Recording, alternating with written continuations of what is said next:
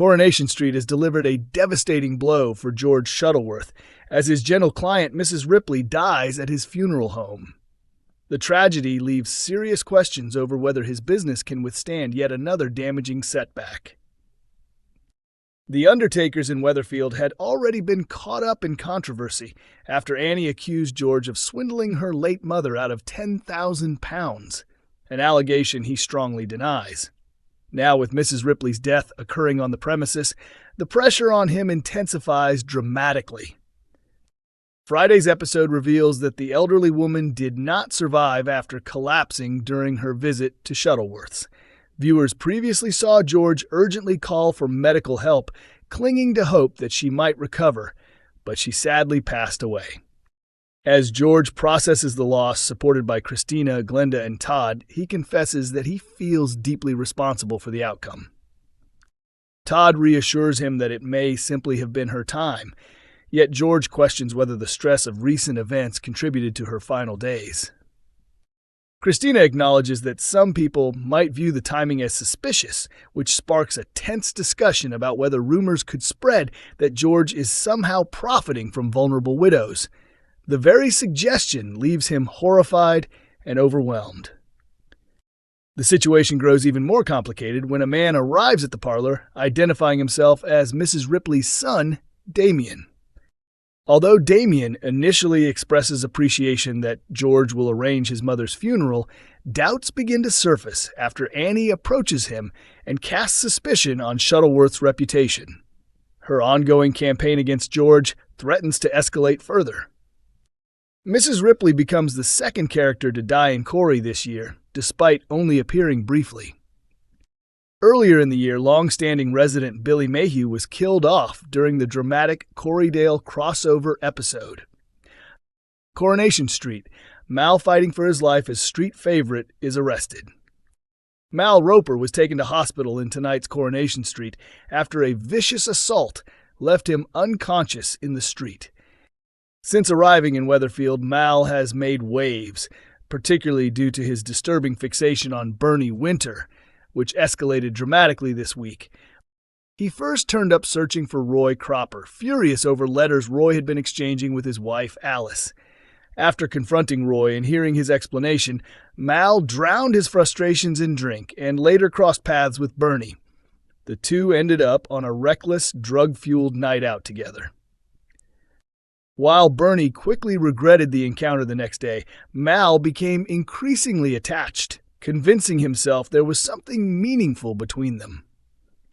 His obsession spiraled earlier this week when he trapped Bernie inside the cafe and declared his feelings. When she firmly rejected him, his behavior turned threatening.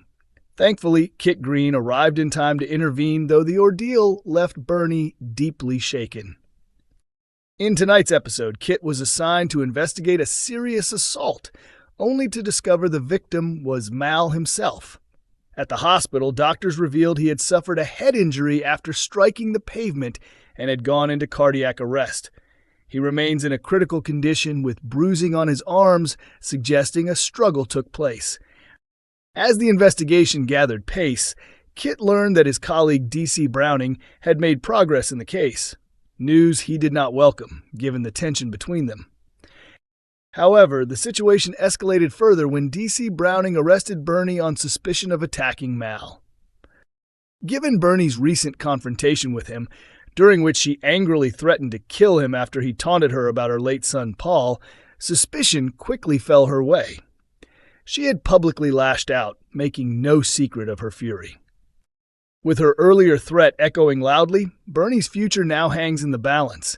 But did she truly carry out the attack, or is someone else responsible for leaving Mal at death's door? Cassie's proposal plans shattered by tragic news in Coronation Street.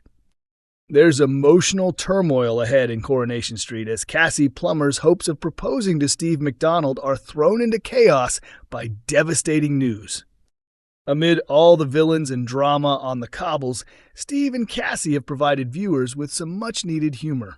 Since arriving in Weatherfield, Cassie, Tyrone's outspoken mom and Evelyn's rebellious daughter, has rebuilt her life, overcoming addiction, repairing family ties, and starting work at streetcars, where she eventually struck up a romance with Steve. What began as a fling intended to rile Tracy soon developed into one of the street's most unexpected but entertaining relationships. However, their future is uncertain. Claire Sweeney is set to leave the soap to take on the role of Miss Hannigan in a touring production of Annie, meaning fans are bracing themselves for the end of the couple affectionately dubbed Plaque Donald.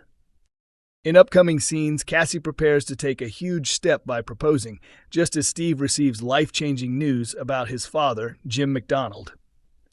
After a call from Jim's landlord reveals unpaid rent that Steve is liable for, he learns his estranged dad is seriously ill in hospital. Their relationship has always been troubled, marked by Jim's violent temper, criminal past, and years of conflict. From killing Jez Quigley to protect Steve, to later deceiving the family in a cruel money scam, Jim's history has left deep scars. Struggling with mixed emotions, Steve ultimately chooses not to visit his father and instead attends an event with friends. Yet the guilt lingers. Sensing his vulnerability, Cassie decides it's the right moment to pop the question.